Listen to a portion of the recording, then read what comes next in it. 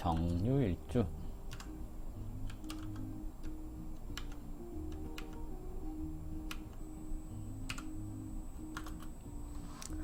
정유일주에 대해서 하고 상담 시작하도록 할게요. 정유일주, 천간의 정화 그러면 태양의 빛과 다르게 한 곳에 집중하는 열로서 작용하는 것을 얘기를 합니다. 그래서 모닥불이라든지 촛불이라든지 이런 걸로 상징화했는데요. 갑자국의 정화는 묘목을 만나서 여러 분야에 조금씩 관심을 가져보는 것을 얘기를 하고요. 갑술국의 정화는 축토를 만나서 껍질을 깨기 위해서 한 곳에 힘을 모으지만 경험이 부족하니까 힘이 내부로만 작용하는 것을 얘기를 해요. 그래서 강력한 에너지를 품고 있어야 하는 백호라고 하는 기운이랑 같이 하게 되는 거죠.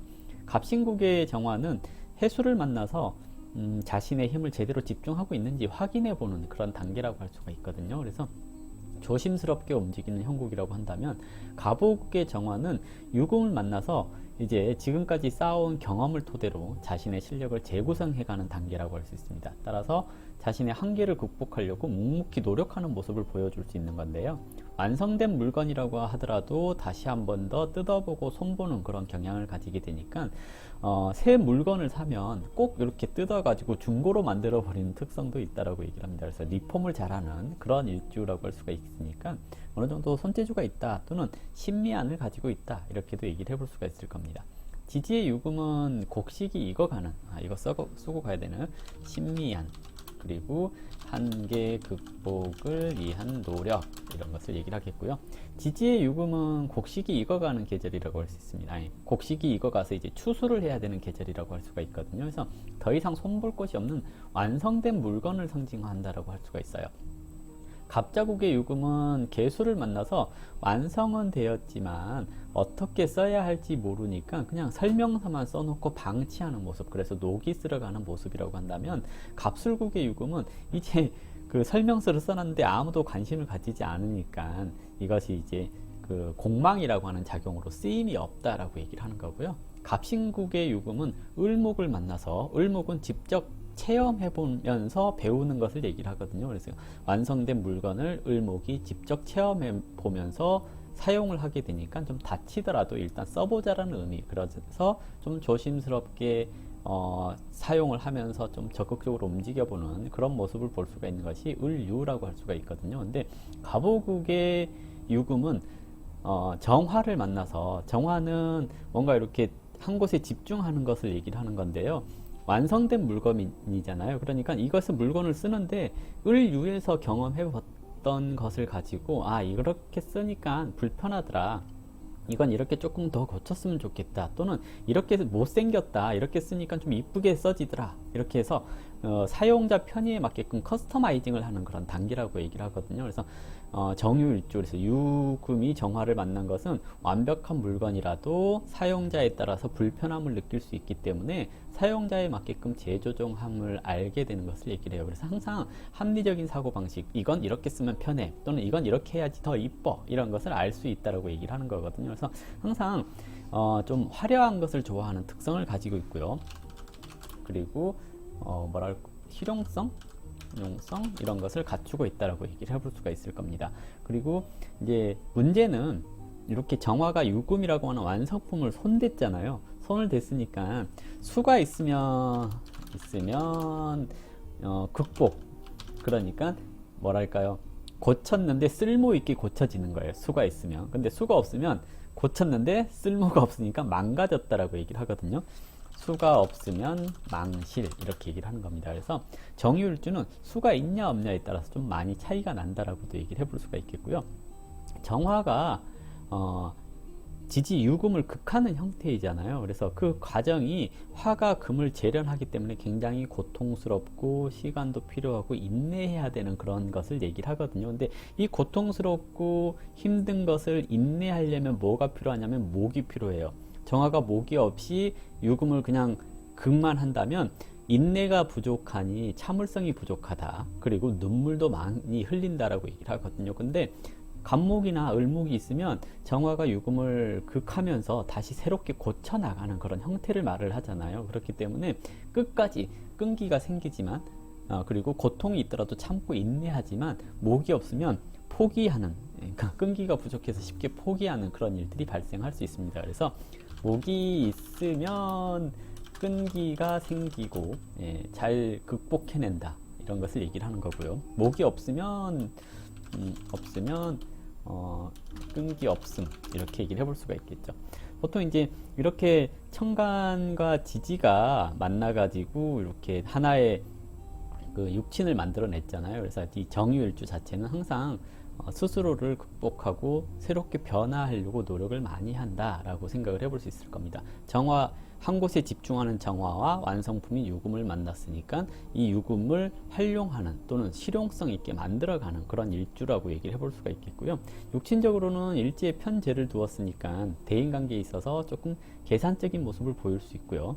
그리고 대체적으로 좀 기본적으로 친절함을 가지고 있어요. 일지에 재성을 두었다라는 것은. 그래서 사람의 경계심을 쉽게 풀어내는 특성을 가지고 있고요. 쉽게 사귈 수 있지만 완전히 친해지기는 어려운 사람이라고도 얘기를 할 수 있습니다. 내 사람이 되기 전까지는 항상 그냥 기본적인 친절함을 베푸는 것을 얘기를 해요. 하지만 내 사람이 되잖아요. 그러면 이것저것 잘 챙겨주는 그런 사람이라고도 얘기를 할 수 있습니다. 결론은 그냥 아는 사람 친구가 많을 뿐이지 진짜 친한 친구는 많지가 않아요 라고 얘기를 하는 거고요. 배우자 운에 있어서 이제 남자의 경우에 일지에 편재를 뒀는데 유중에 경금도 있고 신금도 같이 있기 때문에 내 사람에 대한 확신도 있지만 마음 한켠에는 새로운 사람도 만날 수 있어 라고 하는 그런 마인드를 가지고 있다라고도 얘기를 하는 거거든요. 근데 정화에게 유금은 천을기인 이렇게 얘기를 하잖아요. 배우자 궁에 천을기인이 있으니까 배우자 운이 좋다라고 착각하는 사람들이 되게 많거든요. 근데 배우자 궁 천을기인, 천을기인은 엄정한 신이에요. 그래서 잘못한 것에 대해서는 인정을 안 해주는 거예요. 그러니까 잘못한 것에 대해서 용서가 없어요. 근데 바른 일에 대해서는 꼭 구제를 해주는 겁니다. 이 말은 뭐냐면 정화가 유금에 경금과 신금을 같이 뒀으니까 배우자도 있고 애인에 대한 눈 돌리는 것도 있다고 하는 거잖아요. 그러면 정유일주 남자가 바람을 피면 가차없이 이혼당하는 것을 얘기를 하죠. 배우자 궁에 천을기인이 있으니까 바람을 피웠다라는 것은 잘못한 행동을 한 거잖아요. 이 천을기인이 구제를 안 해주는 거예요. 이해되시나요? 그래서 정유일주 남자는 바람 피면 바로 잘려요. 그러니 정유일주는 바람 피지 말아라 라고 얘기를 하는 거고요. 정유일주 여자 같은 경우에 일지에 재성이 있잖아요. 재성이 있으니까 재생관을 할 것 같잖아요. 근데 재생관을 하려면 사화나 병화가 있어야지 겁재로 인하여 재생관을 하는 거거든요. 이 말은 뭐냐면 경쟁자가 주변에 있어야 돼요. 이 말은 남자가 잘생겼거나 능력이 있어야 정유일주가 재생관을 한다는 얘기거든요. 근데 잘생기지도 않고 능력도 없으면 재생관 안 하죠. 그냥 단순히 재성 그랬으니까 배우자는 ATM기야 라고 생각을 하게 될 수도 있다는 얘기입니다. 그래서 정유일주가 병화나 사화가 꼭 있어야 되겠죠. 뭐 물론 수가 있으면 간헐적으로 재생관을 해요 이렇게 얘기를 하는 거거든요. 근데 병화나 사화가 있는데 수가 없으면 안 해요. 재생관 하려고는 하는데 안 해요. 이 말은 이해되시나요? 남자한테 잘하려고는 하는데 마음처럼 잘 안 되네 이런 말을 할 수가 있다는 얘기입니다. 그래서 수도 있어야 되고 화도 있어야 된다는 얘기가 되겠죠. 그리고 이제 다른 한편으로 정유일주 그러면 밤중에 촛불 켜고 누군가를 기다리는 형상 이렇게 얘기를 하거든요. 이렇게 돼서 외로운 팔자다라고도 얘기를 해요. 특히 여자들 같은 경우에 외로운 팔자입니다 라고 얘기를 하는데요. 정화가 유금을 극하는 거잖아요. 이것이 뭐랄까요, 좀 기센 배우자를 만나게 될 경우에 폭력적인 성향으로 나타날 수가 있습니다. 그래서 가정적으로 봤을 때 가정폭력에 시달리는 경우들도 종종 있거든요. 그래서 수가 있으면 개선이 돼요. 근데 가정폭력이 이루어지는 이유는 내가 쟤를 고쳐서 써야겠다라고 생각을 하는 거거든요. 아까 얘기했듯이 완성품을 고쳐서 쓰려고 하니 고통이 따릅니다 라고 얘기를 했잖아요. 그래서 배우자를 고쳐서 쓰려고 하다 보니까 그 과정에서 트러블이 생겨서 많이 맞아요. 즉, 그 상대방이 싫어할 만한 말을 할 수 있다란 얘기거든요. 그러니까 사람을 고치려고 하실 필요는 없어요. 사람은 안 고쳐지니까 고치려고 할 필요가 없습니다. 근데 수가 있잖아요. 사주에서 수가 있으면 고쳐지기는 하거든요. 그렇기 때문에 혹시라도 가정폭력 또는 주폭 이런 것이 있는 배우자를 만났다 그러면 사주에 내 사주에 수가 있으면 고쳐지니까 그래도 한번 참고 견뎌봐라 라고 얘기를 하는데, 수가 없으면 고쳐지기 힘드니까 바로 이혼하세요 라고 얘기를 하는 것이 좋습니다. 어쨌든 정유일주 전반적으로 봤을 때 제가 참 좋아하는 일주거든요. 근데 저하고 인연이 없어서 주변에 정유일주가 많지가 않아요. 그래서 정유일주를 관찰할 기회가 없어서 어떤 건지 잘 모르긴 하겠어요. 근데 하지만 사주 일주의 생김새만 봐서는 이렇게 되어 있다. 신미안을 가지고 있다. 그리고 아름다운 것을 좋아한다. 근데 끈기가 있을 수도 있고 없을 수도 있다. 뭐 이런 거 이렇게 얘기를 해볼 수 있습니다.